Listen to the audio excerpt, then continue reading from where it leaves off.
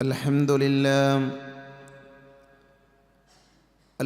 لله رب العالمين، نحمده ونستعينه ونستغفره ونعوذ بالله من شرور أنفسنا ومن سيئات أعمالنا. من يهده الله فلا مضل له ومن يضلل فلا هادي له. أشهد أن لا إله إلا الله وحده لا شريك له، وأشهد أن محمدًا عبده ورسوله. اللهم صل على محمد وعلى آل محمد كما صليت على إبراهيم وعلى آل إبراهيم إنك حميد مجيد. اللهم بارك على محمد وعلى آل محمد كما باركت على إبراهيم وعلى آل إبراهيم إنك حميد مجيد. أما بعد، فإن خير الحديث كتاب الله، وخير الهدي هدي محمد صلى الله عليه وسلم، وشر الأمور محدثاتها، وكل محدثة بدعة، وكل بدعة ضلالة، وكل ضلالة في النار. أعوذ بالله من الشيطان الرجيم. يا أيها الذين آمنوا اتقوا الله حق تقاته ولا تموتن إلا وأنتم مسلمون.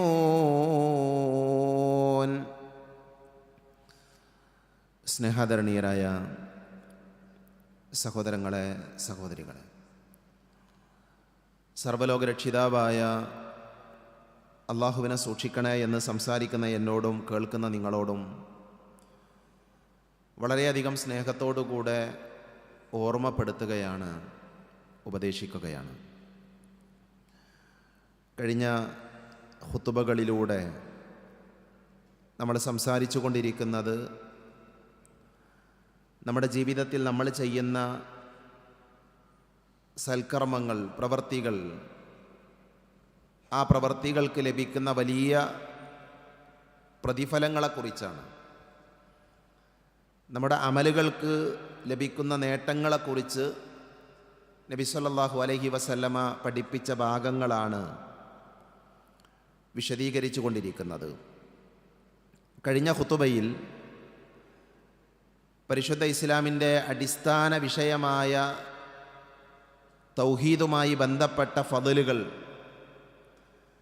അതിൻ്റെ ശ്രേഷ്ഠതകൾ നമ്മൾ മനസ്സിലാക്കുകയുണ്ടായി. ലാ ഇലാഹ ഇല്ലല്ലാഹ് എന്ന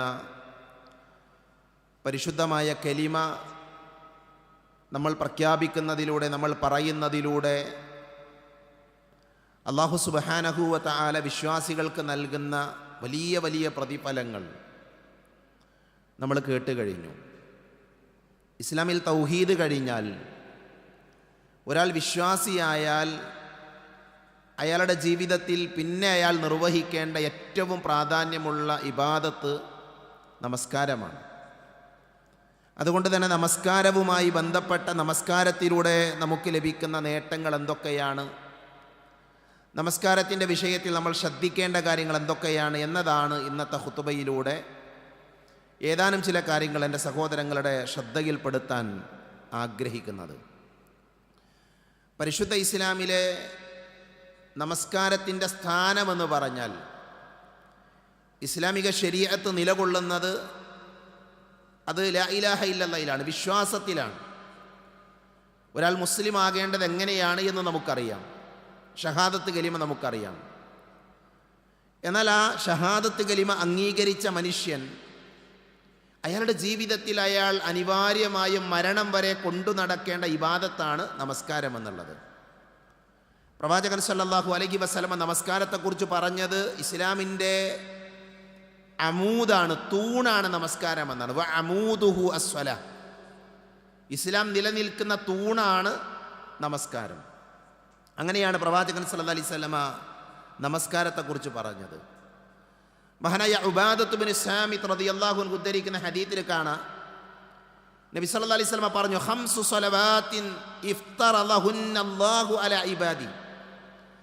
അല്ലാഹു സുബ്ഹാനഹു വ തആല അവൻ്റെ ദാസന്മാരായ, അവൻ്റെ അടിമകളായ ആളുകളുടെ മേൽ 5 നേരത്തെ നമസ്കാരം ഇഫ്തറല നിർബന്ധമാക്കിയിട്ടുണ്ട്, ഫറലാക്കിയിട്ടുണ്ട്. എന്നിട്ട് പ്രവാചകൻ പറഞ്ഞു, മൻ അഹ്സന വുളുഅഹുന്ന വസല്ലാഹുന്ന ലിവഖ്തിഹിന്ന വഅതമ്മ റുകൂഅഹുന്ന വസുജൂദഹുന്ന വഖുശൂഅഹുന്ന. ഒരു മനുഷ്യൻ അയാൾ വുളു പൂർണ്ണമായി എടുക്കുകയും നമസ്കാരത്തിൻ്റെ സമയത്ത് തന്നെ നമസ്കാരം നിർവഹിക്കുകയും ആ നമസ്കാരത്തിൽ അയാളുടെ റുകൂഅകൾ, സുജൂദുകൾ ഇതെല്ലാം ഭക്തിയോടുകൂടെ നിർവഹിക്കുകയും ചെയ്യുകയാണ് എങ്കിൽ നബി പറഞ്ഞു, കാന ലഹു അഹ്ദുൻ അലല്ലാഹി അൻ യഗ്ഫിറ ലഹു. അല്ലാഹു സുബ്ഹാനഹു വ തആല ആ മനുഷ്യനോടുള്ള കരാറാണ് അവന് പുറത്തു കൊടുക്കുക എന്നുള്ളത്. അല്ലാഹു അവൻ്റെ പാപങ്ങൾ എന്ത് ചെയ്യും? പുറത്തു കൊടുക്കും. ആർക്ക്? നമസ്കാരം കൃത്യമായി നിർവഹിക്കുന്ന മനുഷ്യന്മാർക്ക്. നമ്മുടെയൊക്കെ ജീവിതത്തിൽ നമ്മുടെ അടുക്കൽ സംഭവിക്കുന്ന പാപങ്ങൾ, കുറ്റങ്ങളെല്ലാം ഉണ്ട്. അറിഞ്ഞു ചെയ്യുന്നത്, അറിയാതെ ചെയ്യുന്നത്, സ്വകാര്യമായി ചെയ്യുന്നത്, പരസ്യമായി ചെയ്യുന്നത്, ഒറ്റയ്ക്ക് ചെയ്യുന്നത്, കൂട്ടമായി ചെയ്യുന്നത്, അങ്ങനെ പല തിന്മകളും നമ്മളിൽ പല ആളുകളും പ്രവർത്തിക്കാറുണ്ട്. അല്ലാഹു നമ്മളെ കാത്തുരക്ഷിക്കുമാറാകട്ടെ. ആ തിന്മകളിൽ നിന്ന്, അത്തരം പാപങ്ങൾ പൊറുക്കപ്പെടാനുള്ള ഒരു വഴിയാണ് ഏത്? നമസ്കാരം എന്നുള്ളത്. അതുകൊണ്ട് തന്നെയാണ് പ്രവാചകൻ സല്ലല്ലാഹു അലൈഹി വസല്ലം പറഞ്ഞത്, നമസ്കാരം ഒരു കാരണവശാലും വിശ്വാസികൾ എന്ത് ചെയ്യാൻ പാടില്ല? ഒഴിവാക്കാൻ പാടില്ല. നമസ്കാരത്തെക്കുറിച്ച് നമ്മൾ പഠിക്കുമ്പോൾ അതിൻ്റെ ഗൗരവം നമുക്ക് മനസ്സിലാകും. യാത്രക്കാരനാണോ? നമസ്കരിക്കണം. രോഗിയാണോ? നമസ്കരിക്കണം. യുദ്ധത്തിൽ പോലും നമസ്കരിക്കണം എന്നുള്ളതാണ് ഇസ്ലാമിൻ്റെ കൽപ്പന. യുദ്ധരംഗത്ത് പോലും നമസ്കരിക്കണമെങ്കിൽ ആ നമസ്കാരത്തിൻ്റെ പ്രാധാന്യം എത്രയാണ്? പ്രവാചകൻ സല്ലല്ലാഹു അലൈഹി വസല്ലമയുടെ സമീപത്തേക്ക് ഒരു മനുഷ്യൻ വന്നിട്ട് നബിയോട് ചോദിക്കുന്നുണ്ട്. അയാൾ ബവാസീർ ബാധിച്ച, അഥവാ രക്തം പോകുന്ന ഒരു അസുഖം ബാധിച്ച മനുഷ്യനാണ്. അയാൾ രോഗിയാണ്. ആ മനുഷ്യൻ നബിയോട് നമസ്കാരത്തെക്കുറിച്ച് ചോദിച്ചപ്പോൾ നബി പറഞ്ഞു, സ്വല്ലി ഖായിമൻ, നീ നിന്ന് നിസ്കരിക്കണം. നിന്നാണ് നിസ്കരിക്കേണ്ടത്. നിന്ന് നമസ്കരിക്കുക എന്നുള്ളത് നമസ്കാരത്തിൻ്റെ റുക്കിനാണ്. കഴിവുള്ള ആളുകൾ നിന്നുകൊണ്ട് നിസ്കരിക്കാൻ പറ്റുള്ളൂ, ഇരുന്ന് നിസ്കരിക്കാൻ പറ്റൂല. നിർബന്ധ നമസ്കാരം. അപ്പം നബി പറയും, സ്വല്ലി ഖായിമൻ, നീ എന്ത് ചെയ്യണം? നിന്ന് നമസ്കരിക്കണം. ഫഇല്ലം തസ്തതി' ഫഖായിദൻ, നിനക്ക് നിന്ന് നിസ്കരിക്കാൻ പറ്റൂലെങ്കിൽ നീ എന്ത് ചെയ്യണം? ഇരുന്ന് നിസ്കരിക്കണം. വീണ്ടും പറഞ്ഞു, ഫഇല്ലം തസ്തതി', നിനക്ക് ഇരുന്ന് നിസ്കരിക്കാനും പറ്റുന്നില്ലേ, ഫഅലാ ജൻബി, നീ കടന്നിട്ടെങ്കിലും നിസ്കരിക്കണം. അപ്പോൾ നോക്കൂ നിങ്ങൾ, ഒരു മനുഷ്യൻ അയാൾ നിന്നാണ് നിസ്കരിക്കേണ്ടത്. നിന്ന് നിസ്കരിക്കാൻ പറ്റില്ലെങ്കിൽ ഇരുന്ന് നിസ്കരിക്കണം. ഇരിക്കാനും പറ്റില്ല, കിടക്കണം. ഇതിനർത്ഥം എന്താ? നിസ്കാരം ഒഴിവാക്കാൻ പറ്റൂല എന്നാണ്. ഒരു മനുഷ്യൻ്റെ ജീവിതത്തിൻ്റെ ആ നിൽക്കാൻ സാധിക്കുന്ന അവസ്ഥയിൽ നിന്ന് നിസ്കരിക്കണം. നിൽക്കാൻ പറ്റാത്ത അവസ്ഥ വന്നാൽ ഇരുന്ന് നിസ്കരിക്കണം. ഇരിക്കാനും പറ്റാത്ത അവസ്ഥ വന്നാൽ കിടന്നിട്ടെങ്കിലും നിസ്കരിക്കണം. നിസ്കാരം ഒഴിവാക്കാൻ പാടില്ല. അതാണ് നമസ്കാരത്തിൻ്റെ ഗൗരവം. ഈ ഒരൊറ്റ ഹദീസിനെ മുന്നിൽ വെച്ച് നമ്മൾ ആലോചിച്ചാൽ മതി, നമസ്കാരത്തിൻ്റെ വിഷയത്തിൽ ഞാനും നിങ്ങളൊക്കെ എവിടെയാണുള്ളത്.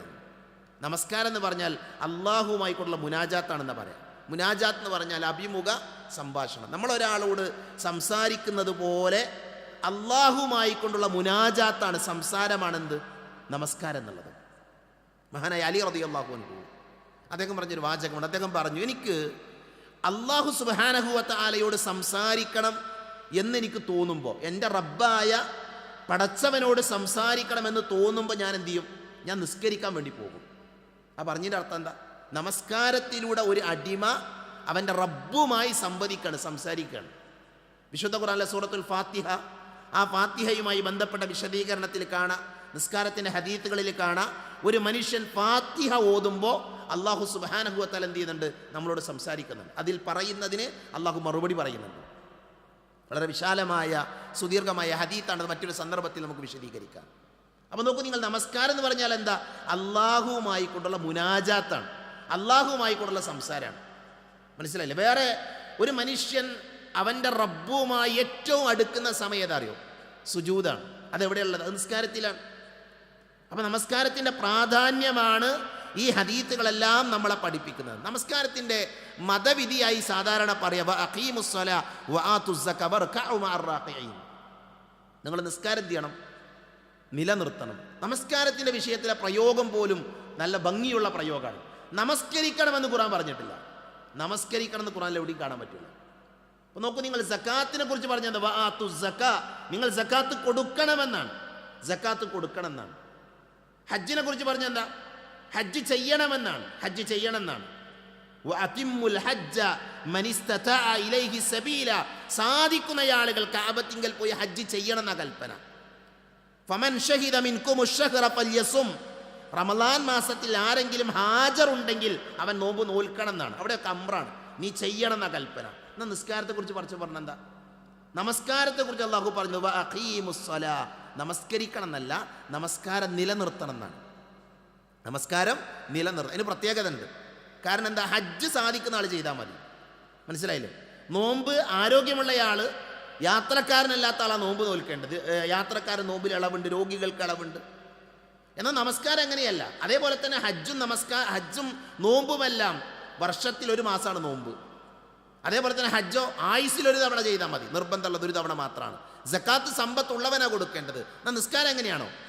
നമസ്കാരം പ്രായപൂർത്തിയായ സമയം മുതൽ മരിക്കുന്നത് വരെ ചെയ്യേണ്ട ഇബാദത്താണ് നമസ്കാരം. മരിക്കുന്നത് വരെ ചെയ്യണം. അതിലൊരു ഇളവുമില്ല. നമസ്കാരത്തിൽ ഇളവില്ല. നമസ്കാരം എന്ന് പറയുന്ന കർമ്മം എല്ലാവരും ഗൗരവത്തിൽ കാണുകയും അവരത് നിർവഹിക്കുകയും ചെയ്യണം.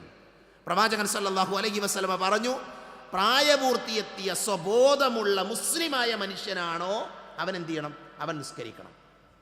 പ്രവാചകൻ സല്ലല്ലാഹു അലൈഹി വസല്ലമയിൽ നിന്ന് സ്ഥിരപ്പെട്ടു വന്ന ഹദീത്തിൽ കാണാം, റുഫി അൽ ഖലമു അൻ തലാസത്തിൻ, 3 വിഭാഗം ആളുകളിൽ നിന്ന് പേന ഉയർത്തപ്പെട്ടിട്ടുണ്ട്. അതിനർത്ഥം എന്താ? 3 വിഭാഗം ആളുകൾ അവർ ചെയ്യുന്ന അവർക്ക് കർമ്മങ്ങൾ രേഖപ്പെടുത്തില്ല. 3 കൂട്ടം ആൾക്കാർ, മലക്കുകൾ എന്ത് ചെയ്യുന്നില്ല? അവരുടെ കർമ്മങ്ങൾ രേഖപ്പെടുത്തുന്നില്ല. അവരിൽ നിന്ന് പേന ഉയർത്തപ്പെട്ടിട്ടുണ്ട്. ആരാണ് അവർ? ഒന്ന് അനിന്നായിം, ഉറങ്ങണ മനുഷ്യൻ. ഉറങ്ങുന്ന ഒരാൾ, അയാളുടെ സമീപത്തിൽ നിന്നിട്ട് മലക്കൾ എന്ത് ചെയ്യുന്നില്ല? അയാളുടെ ഉറക്കത്തിൽ നടക്കുന്ന കാര്യങ്ങൾ രേഖപ്പെടുത്തുന്നില്ല. മനസ്സിലായോ? ഏതുവരെ? അയാൾ ഉണരുന്നത് വരെ. ഉണർന്നാൽ എന്ത് ചെയ്യും? രേഖപ്പെടുത്തും. അതേപോലെ രണ്ടാമതായി നബി പറഞ്ഞു അനിൽ മജ്നൂൻ, ഭ്രാന്തൻ. ഭ്രാന്ത് ബാധിച്ച ഒരാൾ, അയാളെ മലക്കൾ എന്ത് ചെയ്യുന്നില്ല? കർമ്മങ്ങൾ രേഖപ്പെടുത്തുന്നില്ല. കാരണം അയാൾ ഭ്രാന്തനാണ്. മൂന്നാമത്തേതാരാ? വഅനിസ്സബീ, കുട്ടികളാണ്. ആ കുട്ടികൾ പ്രായപൂർത്തിയാകുന്നത് വരെ എന്ത് ചെയ്യൂല? അവരുടെ കർമ്മങ്ങൾ, അവർ നിസ്കരിക്കാത്തത്, അവർ നോമ്പ്, അതൊന്നും പ്രശ്നമല്ല. അവർക്ക് ഇളവുണ്ട് ആ വിഷയത്തിൽ. അപ്പോൾ നോക്കൂ നിങ്ങൾ, ഭ്രാന്തന്മാരായ ആളുകൾ, കുട്ടികൾ നമുക്ക് വിശദീകരിക്കുക. അതേപോലെ തന്നെ ഉറങ്ങുന്ന മനുഷ്യൻ. അപ്പോൾ ഒരാൾ ഉറങ്ങിപ്പോയി, സുബഹിക്ക് ഒരാൾ ഉറങ്ങിയാൽ അയാൾ നിസ്കാരം ഒഴിവാക്കണം എന്നല്ല. ആ ഉറക്കത്തിൽ നിന്ന് എപ്പോഴാണോ അയാൾ എഴുന്നേൽക്കുന്നത് അയാൾ ആദ്യം ചെയ്യേണ്ട നിസ്കാരമായിരിക്കണം. കാരണം എന്താ? നമസ്കാരം നിർബന്ധമാണ്. അയാൾക്ക് അവിടെ ഒരു ഇളവ് കിട്ടിയത് എന്താ? അയാൾ ഉറങ്ങിപ്പോയി എന്നുള്ളതാണ്. അപ്പം അതുകൊണ്ട് തന്നെ പ്രവാചകൻ സല്ലല്ലാഹു അലൈഹി വസല്ലമ പഠിപ്പിച്ച ഹദീത്തുകൾ നമ്മൾ ഓരോന്ന് വായിക്കുമ്പോൾ നമസ്കാരത്തിൻ്റെ ഗൗരവം നമുക്ക് ബോധ്യമാകും. അപ്പോൾ കുട്ടികളെന്ന് പറയുമ്പോൾ പല ആൾക്കാരും പറയും, എപ്പോഴാണ് ഒരാൾ പ്രായപൂർത്തി എത്തുക? നബിയുടെ ഹദീത്ത് മനസ്സിലാക്കാൻ പറ്റും. 7 വയസ്സാകുമ്പോൾ കുട്ടികളെ നമസ്കാരം ശീലിപ്പിക്കണം. മുറു അബ്നാഅക്കും, നിങ്ങൾ നിങ്ങളുടെ കുട്ടികൾ എന്ത് ചെയ്യണം? നമസ്കാരം ശീലിപ്പിക്കണം. എപ്പം? 7 വയസ്സ് മുതൽ. വദ്രിബൂഹും, നിങ്ങൾ അവരെ അടിക്കണം. എപ്പോഴാ? 10 വയസ്സായിട്ടും നിസ്കരിച്ചിട്ടില്ല എങ്കിൽ നിങ്ങളുടെ മക്കളെ നിങ്ങൾ അടിക്കണം എന്നാണ്. പരിശുദ്ധ ഇസ്ലാമിൽ മക്കളെ അടിക്കാൻ പറഞ്ഞ ഒരു സ്ഥലമുണ്ട് എങ്കിൽ അതേതാ? നിസ്കാരത്തിൻ്റെ വിഷയത്തിലാണ്. മാർക്ക് കുറഞ്ഞതിനല്ല. നമസ്കരിക്കാത്ത കുട്ടികളുണ്ട് എങ്കിൽ അവരെ അടിക്കണം, അവരെ ശിക്ഷിക്കണമെന്ന് നബി സല്ലല്ലാഹു അലൈഹി വസല്ലമ നമ്മളെ പഠിപ്പിച്ചത് നമുക്ക് കാണാൻ പറ്റും. അപ്പം അതുകൊണ്ട് തന്നെ കുട്ടികളെ ചെറിയ സമയം മുതൽ തന്നെ നമസ്കാരം ശീലിപ്പിക്കുകയും അവരുടെ ജീവിതത്തിൽ അതിൻ്റെ മരണം വരെ എന്ത് ചെയ്യും? അവരത് കൊണ്ടു നടക്കുകയും വേണം. അത് നമ്മൾ ശ്രദ്ധിക്കേണ്ട കാര്യമാണ്. ഇനി പ്രവാചകൻ സല്ലല്ലാഹു അലൈഹി വസല്ലം ഖുർആനിലെ സൂറത്ത് തൗബയിലെ 11-ാമത്തെ ആയത്തിൽ പറഞ്ഞു, ഫഇൻ താബു വഅഖാമുസ്സലാത്ത വആതുസ് സക്കാ ഫഇഖ്വാനുകും ഫിദ്ദീൻ. വളരെ ഗൗരവത്തിൽ നമ്മൾ പഠിക്കേണ്ട ഒരു ആയത്താണിത്. എന്താ ഈ ആയത്തിൽ അല്ലാഹു പറയുന്നത്? ഫഇൻ താബു വഅഖാമുസ്സലാത്ത വആതുസ് സക്കാ ഫഇഖ്വാനുകും ഫിദ്ദീൻ. എന്നാൽ അവർ പശ്ചാത്തപിക്കുകയും നമസ്കാരം മുറ പോലെ നിർവഹിക്കുകയും സക്കാത്ത് നൽകുകയും ചെയ്യുന്ന പക്ഷം അവർ മതത്തിൽ നിങ്ങളുടെ സഹോദരങ്ങളാകുന്നു. ഫഇഖ്വാനുകും ഫിദ്ദീൻ, മതത്തിൽ അവർ നിങ്ങളുടെ സഹോദരങ്ങൾ. ആരാണ് മതത്തിൽ നമ്മുടെ സഹോദരങ്ങൾ? നമസ്കരിക്കുന്നവരാണ്, സക്കാത്ത് കൊടുക്കുന്നവരാണ്. അവൻ നിസ്കരിക്കാത്തവൻ ആരല്ല? അവൻ നമ്മുടെ സഹോദരനല്ല. സക്കാത്ത് കൊടുക്കാത്തവൻ അവൻ ആരല്ല? അവൻ നമ്മുടെ സഹോദരനല്ല. അതിൻ്റെ അർത്ഥം എന്താ? നമസ്കാരത്തിൻ്റെ പ്രാധാന്യമാണ് ആ വാചകത്തിൽ നിന്ന്, ആയത്തിൽ നിന്ന് നമുക്ക് മനസ്സിലാക്കാൻ സാധിക്കും. നബി പറഞ്ഞു, ഇന്ന ബൈന റജുലി വബൈന ശിർക്കി വൽ കുഫ്രി തർക്കുസ്സലാം. ഒരു മുസ്ലിമിനെയും അമുസ്ലിമിനെയും വേർതിരിച്ചറിയുന്നത് എങ്ങനെയാ? നിസ്കരിക്കുന്നുണ്ടോ നോക്കിയാൽ മതി. മുസ്ലിം ആണെങ്കിൽ നിസ്കരിക്കണം, മുസ്ലിം അല്ലാത്തവൻ നിസ്കരിക്കൂല. അപ്പം നമസ്കാരം ഉപേക്ഷിച്ചാൽ അവൻ ആരാ? അല്ലഹുദല്ലദീ ബൈനനാ വബൈനഹുമുസ്സലാ ഫമൻ തറകഹ ഫഖദ് കഫറ. നമസ്കാരം ഉപേക്ഷിച്ചവൻ കാഫിറാണ്. എത്ര ഹദീസുകളുണ്ട് അറിയോ നമസ്കാരത്തിൻ്റെ ഗൗരവം ബോധ്യപ്പെടുത്തുന്ന. പക്ഷെ വർത്തമാന കാലഘട്ടത്തിലെ ആളുകൾ നമസ്കാരത്തെ ഗൗരവമായി കാണുന്നില്ല. നമസ്കാരത്തിൻ്റെ പ്രാധാന്യം, അതിൻ്റെ ശ്രേഷ്ഠത, അതിലൂടെ ഒരു വിശ്വാസിക്ക് ലഭിക്കുന്ന മഹത്വം, ഇതൊന്നും വിശ്വാസികളിൽ പല ആളുകളും മനസ്സിലാക്കുന്നില്ല. വിശുദ്ധ ഖുർആനിൽ അല്ലാഹു പറഞ്ഞു, ഇന്നൽ മുനാഫിഖീന യുഖാദിഊന അല്ലാഹ വഹുവ ഖാദിഉഹും വഇദാ ഖാമൂ ഇലസ്സലാത്തി ഖാമൂ കുസാല യുറാഊന അന്നാസ വലാ യദ്കുറൂന അല്ലാഹ ഇല്ലാ ഖലീല. വിശുദ്ധ ഖുർആനിലെ 4-ാം അധ്യായം സൂറത്തു നിസായിലെ 142-ാമത്തെ ആയത്താണ്. തീർച്ചയായും കപടവിശ്വാസികൾ അള്ളാഹുവിനെ വഞ്ചിക്കാൻ നോക്കുകയാണ്. അല്ലാഹു പറയാണ്, കപടവിശ്വാസികൾ അള്ളാഹുവിനെ വഞ്ചിക്കാൻ നോക്കുകയാണ്. യഥാർത്ഥത്തിൽ അള്ളാഹു അവരെയാണ് വഞ്ചിക്കുന്നത്. അവർ നമസ്കാരത്തിന് നിന്നാൽ ഉദാസീനരായിക്കൊണ്ട്, മടിയന്മാരായിക്കൊണ്ട്. അപ്പം നോക്കൂ, നിങ്ങൾ നിസ്കാരിക്കാൻ മടിയുണ്ട് എങ്കിൽ അതിൻ്റെ അർത്ഥം എന്താ? നമ്മൾ കപടവിശ്വാസി, മുനാഫിക്കാണ്. അതേപോലെ തന്നെ ആളുകളെ കാണിക്കാൻ വേണ്ടിയാണ് എന്ത് ചെയ്യുന്നത്? പല ആൾക്കാരും നിസ്കരിക്കുന്നത്.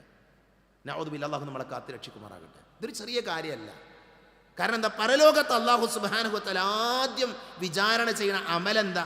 നിസ്കാരമാണ്, നമസ്കാരമാണ്. ആ നമസ്കാരം ശരിയായാൽ പരലോകത്ത് വിജയിക്കുന്നതാണ്.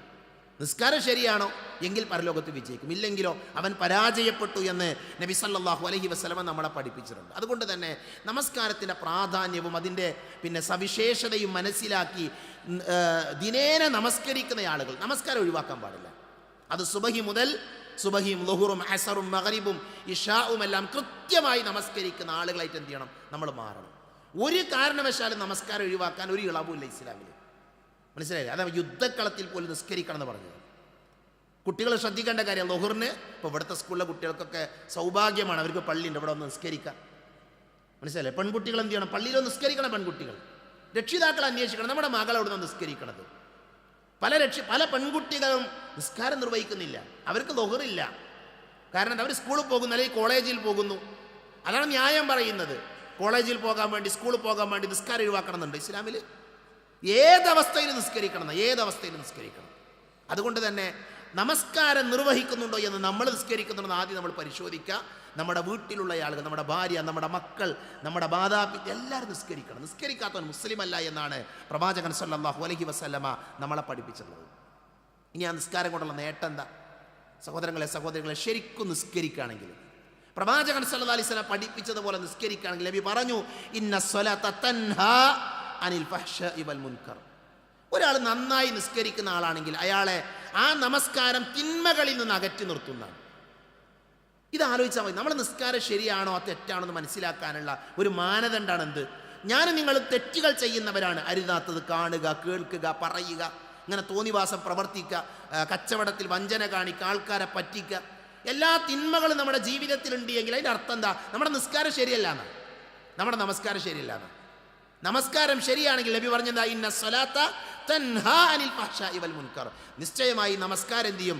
മ്ലേച്ഛവൃത്തികളിൽ നിന്ന്, മോശമായ കാര്യങ്ങളിൽ നിന്ന് നിങ്ങൾ അകറ്റി നിർത്തുന്നതാണ്.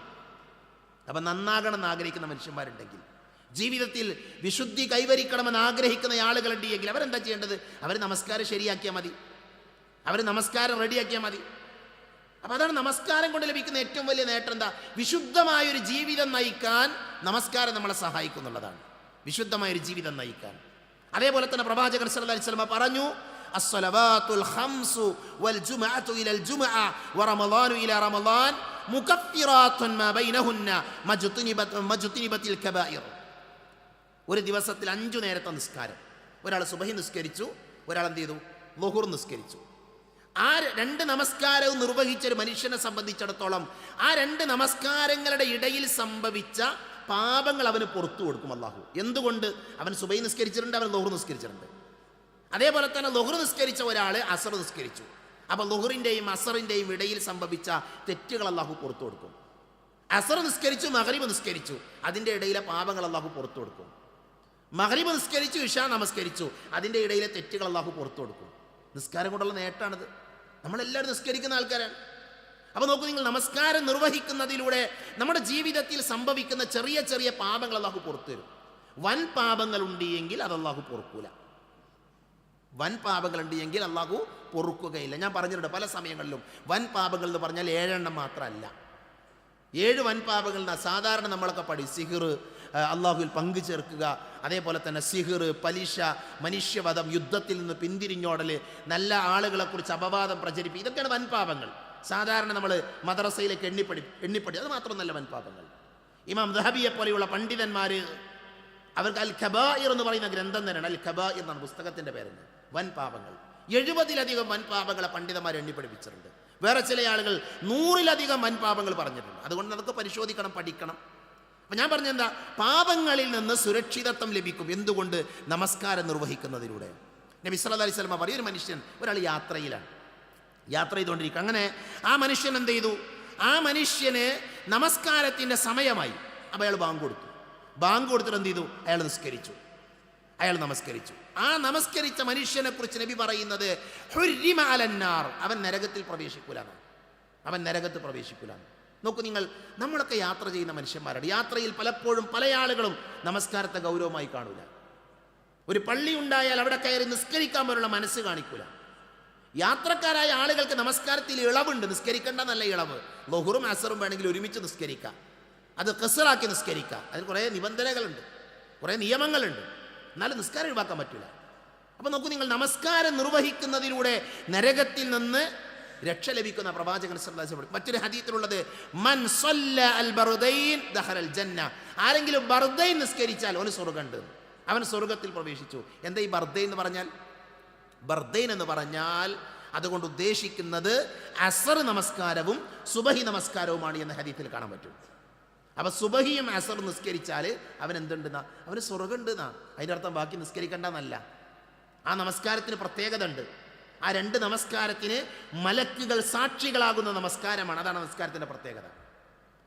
ആ രണ്ട് നമസ്കാരത്തിന് എന്തുണ്ടാവും? മലക്കുകൾ സാക്ഷിയാകും. ഒന്ന് രാത്രിയുടെ മലക്കുകളും പകലിലെ മലക്കുകളും. ഓരോ രാവും പകലിലും ഇറങ്ങി വരുന്ന മലക്കുകളുണ്ട്. അവർ 2 മലക്കുകളും സംഗമിക്കുന്ന സമയമാണ് സുബഹിയുടെയും അതേപോലെ തന്നെ അസറിൻ്റെയും സമയം. അതുകൊണ്ടാണ് നബി പറഞ്ഞത്, മൻ സല്ല അൽ ബർദൈൻ ദഖലൽ ജന്ന.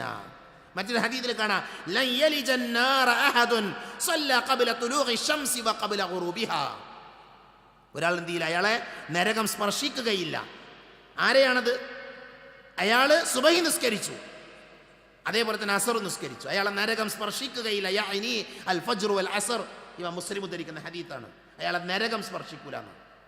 പല ആൾക്കാരും അസർ നിസ്കാരത്തിൽ അമാന്തം കാണിക്കുന്ന ആൾക്കാരാണ്. അസർ ശ്രദ്ധിക്കാത്ത ആൾക്കാരാണ്.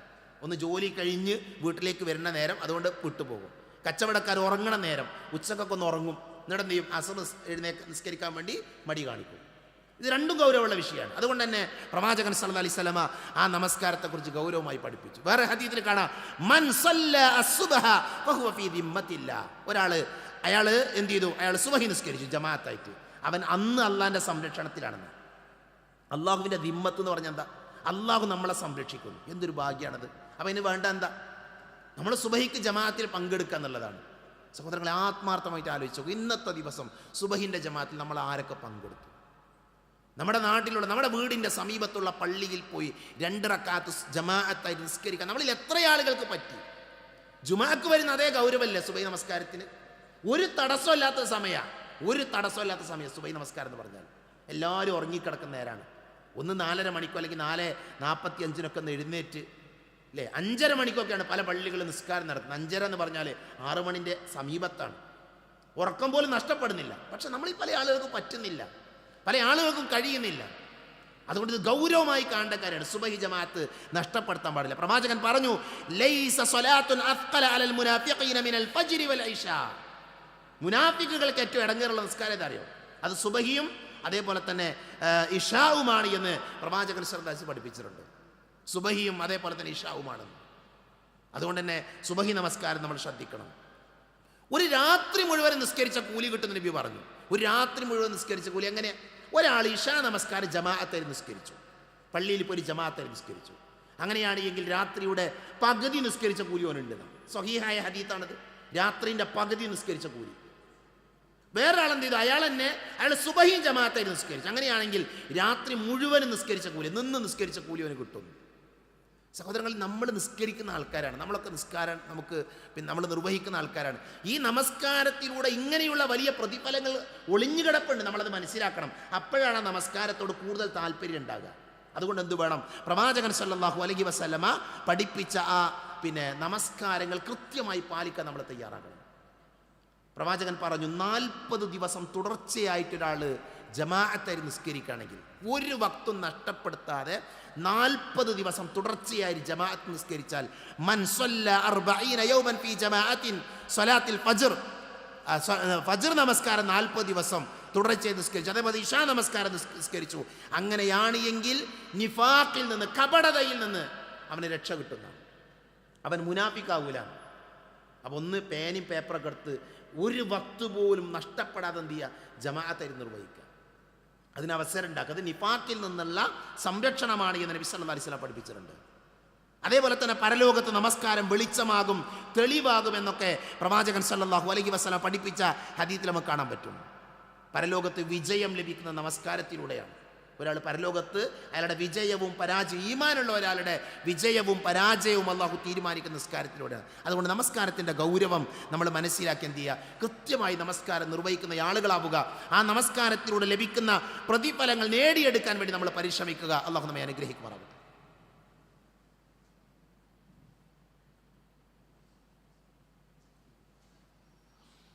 അൽഹംദുലില്ലാഹ് അൽഹംദുലില്ലാഹില്ലദീ അല്ലമ ബിൽ ഖലം അല്ലമൽ ഇൻസാന മാ ലം യഅലം വസ്സലാത്തു വസ്സലാമു അലാ അഷ്റഫുൽ മുർസലീൻ വഅലാ ആലിഹി വഅസ്ഹാബിഹി അജ്മഈൻ അമ്മാ ബഅദ്.